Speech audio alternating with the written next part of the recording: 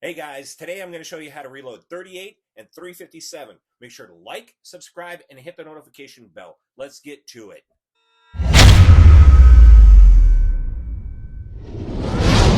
So first off, anytime I start working with brass, I like to knock off the particulates. They're kind of dirty. I don't like running dirty shells through my die set, so I use a turbo tumbler, turbo media, treated media, which is not necessary. You don't need to use a treated media, but I do to make it shinier. And I use a 5-gallon pail with a sifter. So first off, I start by pouring it about halfway with the treated media. Then I go ahead and pour in my shells.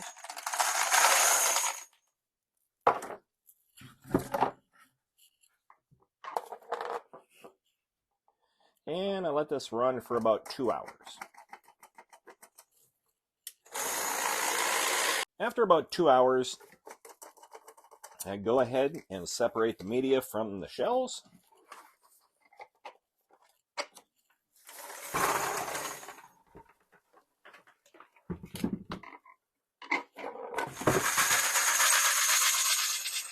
Now we're ready to start reloading. So the main difference between the 357 Magnum and the 38 Special is about 1/8 of an inch in length. They do that on purpose so you don't try and shoot the 357 in a 38. However, you can shoot the 38 into the 357. For this project, I'm going to use the RCBS 3-dyed carbide set for 357 and 38 Special. In this die set, you'll have 3 different dies. Your depriming, resizing, your expander die, and your bullet seeder crimp die. So to start off, we're going to make sure that the appropriate shell holder is in the ram. Now with the depriming die, we'll just make sure that the primer pin is sticking out about 3/16 of an inch past the bottom of the die. Then we'll place it into the press. We'll run this ram all the way up to the top of the stroke. And we're going to run this die until we feel the shell holder. Once we hit the shell holder, we're going to lock this into place. Lower the ram. Lock the locking ring.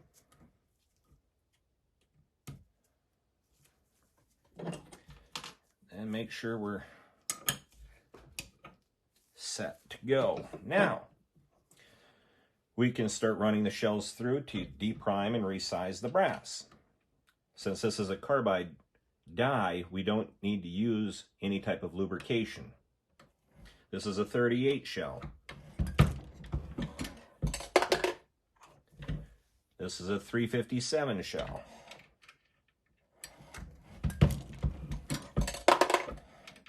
They both work the same. And we'll just continue to do this until we get all of our shells resized and deprimed.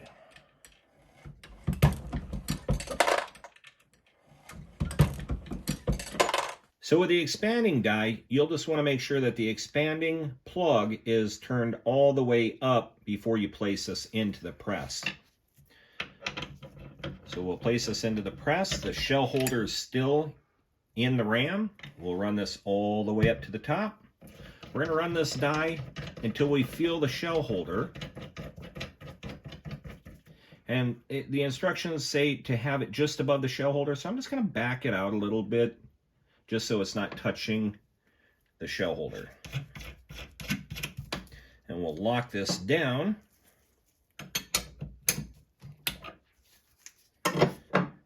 Now, with the expander plug turned up, we're going to start off. I like doing my 38s separate from my 357s because of the length of the shell.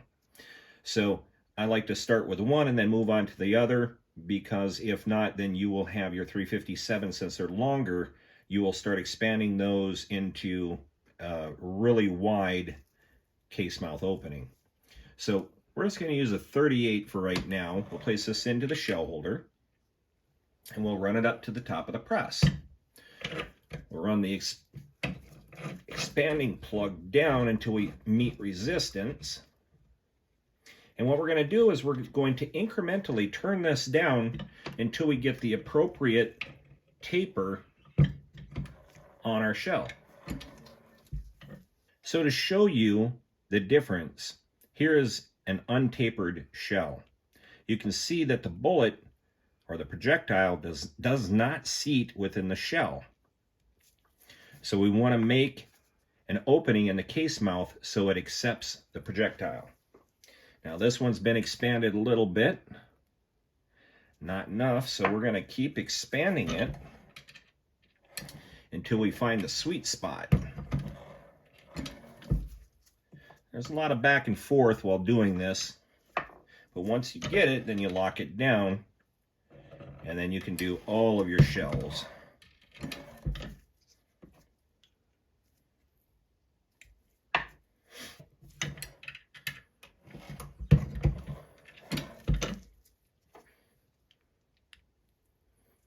There. Now we have this set so the projectile sits nicely in the case mouth. It won't fall out, and now it will allow the bullet to be seated appropriately in the case without shearing off the sides of the projectile. Now to make sure that I have this set appropriately, I'm just going to run one more shell through before I lock down my locking nut.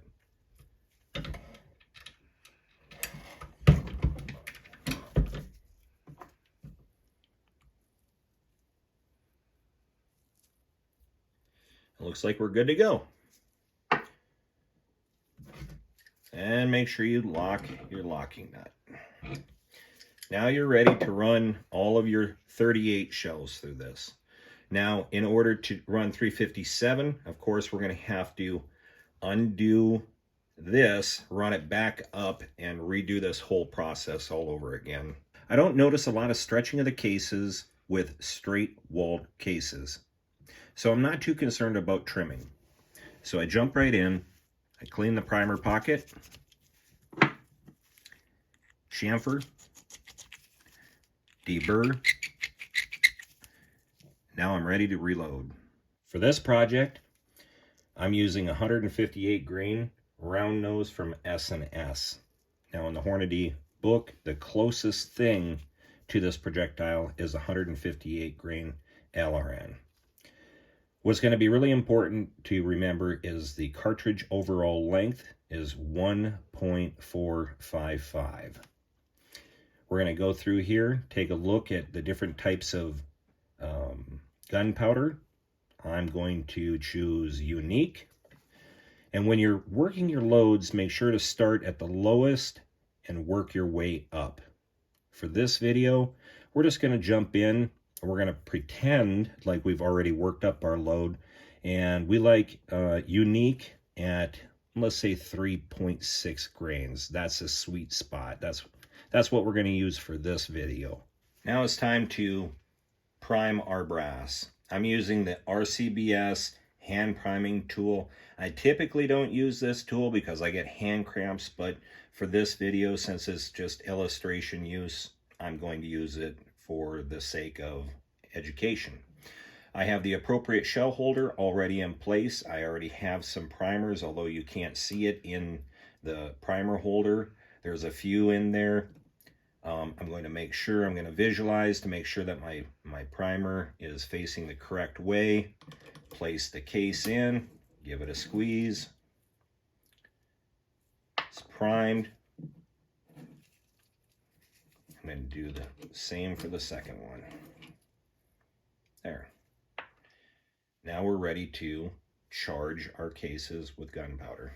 Using unique, I pour the gunpowder into the powder thrower. I have my digital scale already zeroed out. I have this already set for 3.6.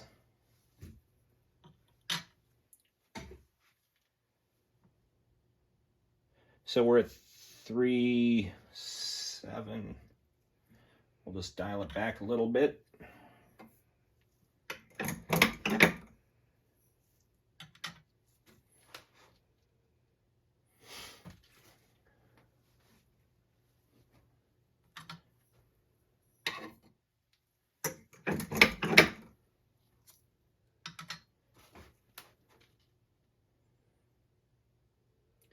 So we're 0.1 grain off, which is totally fine for this project. Now we'll go ahead and charge our cases. They are primed with Winchester small pistol primers.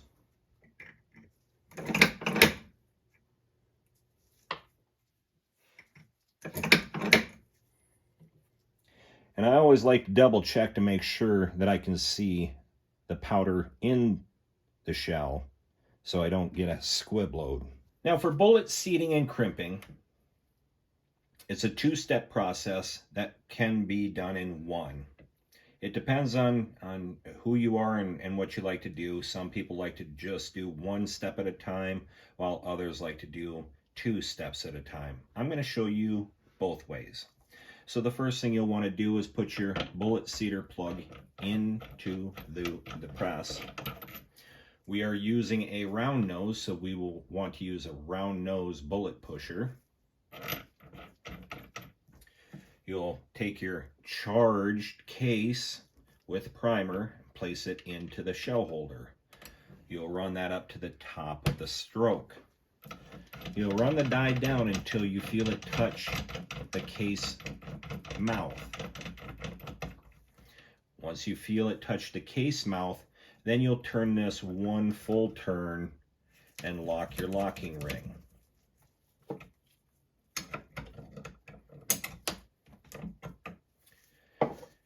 You'll want to make sure your bullet seater plug is turned all the way up so you're not touching the bullet while doing that process.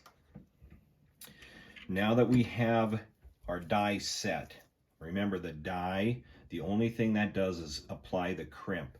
The bullet pusher pushes the bullet into the case. So with your case, with a primer and powder, you'll place your projectile, you'll place it into the shell holder, and you'll run it all the way to the top. Now, we want 1.455, so it looks like we have some distance to go here. So we're going to put it back into the shell holder, and we'll incrementally turn down the bullet seater plug.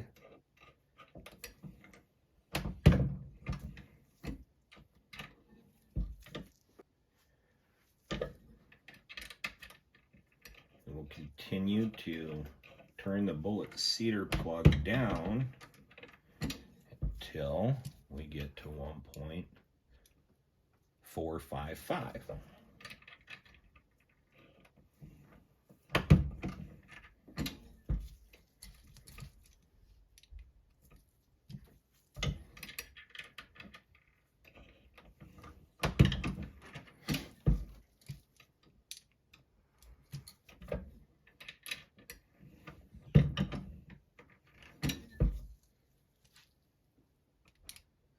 Now that we've reached the 1.455 inches, we know that the bullet depth is appropriate for the cartridge overall length. Now that we have this set, now we can lock our locking ring for the bullet pusher. Now, if we just want to seat bullets,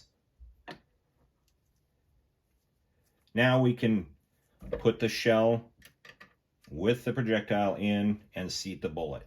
Now that we have the cartridge overall length to the appropriate length, now we're going to apply a crimp. We're going to put the cartridge into the shell holder, run it up to the top of the press. My die and seater plug are backed all the way out before I raise the ram.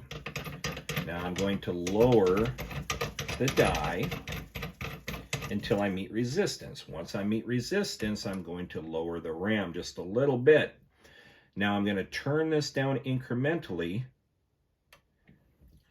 raise it, and I'm going to find the crimp that I like. I'm just going to do a little bit more, not a lot. Now I found the crimp where I like it. So I'm going to lock the locking ring on the die. I'm going to run the cartridge all the way up to the top of the stroke, and now I'm going to turn down the bullet cedar plug until I meet resistance. Once I do, then I lock the locking ring.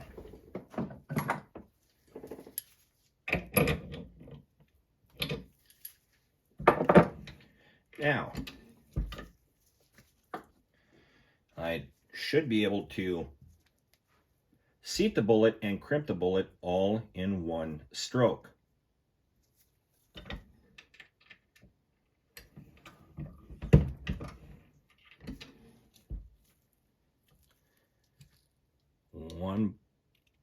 .455.